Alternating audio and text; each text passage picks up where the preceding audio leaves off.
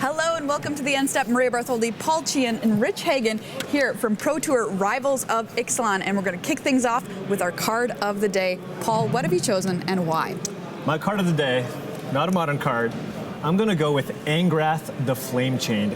We got to see actually that card be played in 2 matches in the draft. One by Matt Nass, where he was basically dead on board against Reduke and he needed to draw a removal spell, and Angrath the Flame Chained was a perfect card for him to come back and win that game. Then we saw John Stern also have an Angrath the Flame Chained on the board, and I know we did a live look-in, but apparently he was huge back against the ropes, couldn't come back, and after he drew that Angrath, he was able to claw his way back into the game. Yeah, and you want that from your Planeswalkers. You want them to be high impact, but what was great about it is that in neither case did it just go, oh, and now everything's over. Even in the Reduke match, there was a lot going on with it before it actually sealed the deal. So you get your value out of winning from the Planeswalker. Great card of the day for sure. Pack one, pick one, Paul? Oh, for sure. Very strong. Yes, very please. strong. You can even splash it with Sailor Means. So. Oh, yeah, absolutely. Of course you can. BDM standing by at the wall with a look at our team of the day. Our team of the day is Mastrop West. And here you get a look at the team.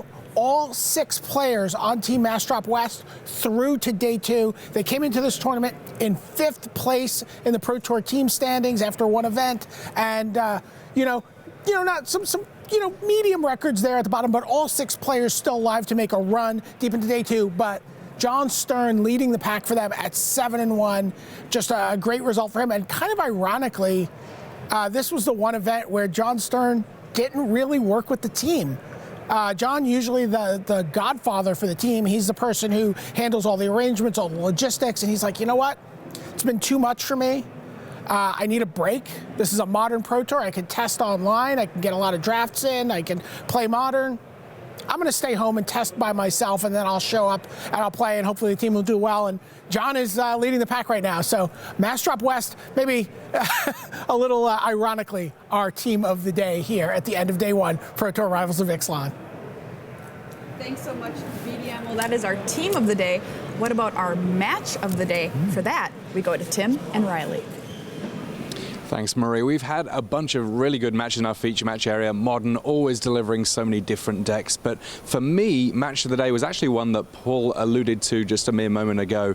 Round 3, it was the final round of the draft. We had Reduke up against Matt Nass, and Angrath was a big feature in that game, but so much of it came down to really tight play on both sides.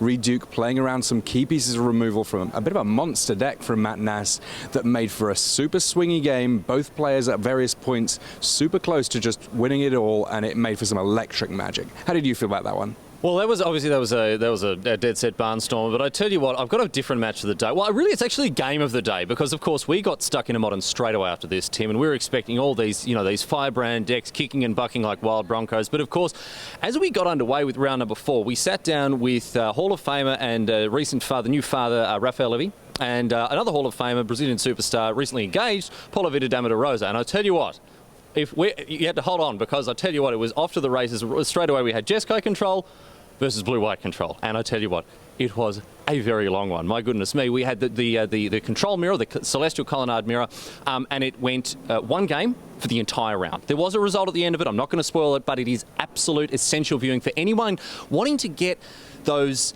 little edges, Tim, in the control mirror, that the tiny 1% plays that 20 turns down the line end up being decisive. It was a great call by you as well in the booth, and I tell you what, you and Simon got across it. It was fantastic to see, and definitely recommended viewing. Personally, for me, my match of the day here at Pro Tour Rivals of Ixalan for day number 1.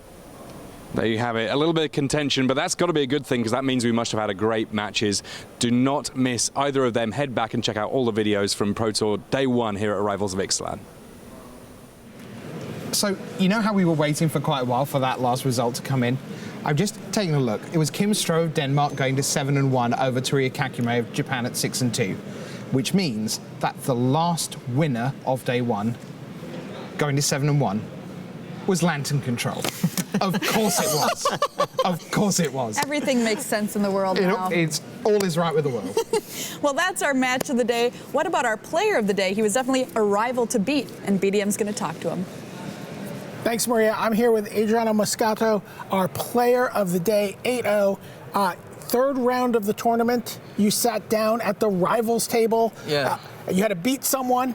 Yeah, I beat the king of the hill, so until I lost, I was on photo match. So at the rivals table, every time you won, you got to stay there. You have not moved. You'll be sitting there tomorrow after the first round of draft. I will bring two home this table when I return home. Now, in Modern, you're playing Affinity. Yeah. Even though at the World Magic Cup, you were like almost perfect playing Burn. Yeah. Why not Burn in Modern? I like Burn in Standard because I have creators and they can attack with creators. But in Modern, I've only sorcery instant, and so I don't like it. I prefer Affinity. I started to play like 3 years ago, and they play only this. I think that is the most solid deck because you can win against everyone, and there are a lot of decks in this Modern. So I think it's the only deck who can beat everything. Okay, well, I got to tell you, you gave me a real start when I walked by your match in the feature match area, and you had 4 or 5 fairy tokens in play out of your Affinity deck. What was going on with the Bitter Blossom in the sideboard? Yeah, a crazy one, Bitter Blossom in sideboard, especially for mirror matches and control decks. I think it's great because you can do it on first turn. With Mox, and also if they do Stony Silence, so you have another way to win. So I think one is great. And you said you could easily play it on turn one. Yeah, easily. Easily. All right, Adriano Moscato, he's our player of the day. He's playing in his 3rd Pro Tour, but he's 8-0 going into day 2, really leading. He holds the rivals table. Now, that is a very smart human being. My word. You pay attention, you listen carefully. There were some pearls of wisdom dropped there. What Bitter was he Blossom. playing? Okay. So he's 8-0. Why don't we see how the leaderboard looks? So here's the state of play. The one perfect record, Adriano Moscato. 7-0-1, Lucas Esperberto. Then all the 7-1s lined up. They go all the way down to Carlos Romao, who we've hardly mentioned, in 15th. Great weekend for Harry Latin, 2 of them at 7-1. But you've also got the likes of Jerry Thompson. You've got Reed Duke, the number 2 player in the world. You've got Paul Rietzel, his teammate, at 7-1. John Stern right in there, the Lantern Control of Kim Stroh. Makis Matsoukas there as well, and Javier Dominguez from the top 25. Plenty more still to come. We've only got halfway. Tomorrow we'll do it all again. 3 rounds of draft in the morning, 5 more rounds of Modern in the afternoon. For Paul, Maria, Brian David Marshall and all the team here in Bilbao, it's good night and we'll see you tomorrow.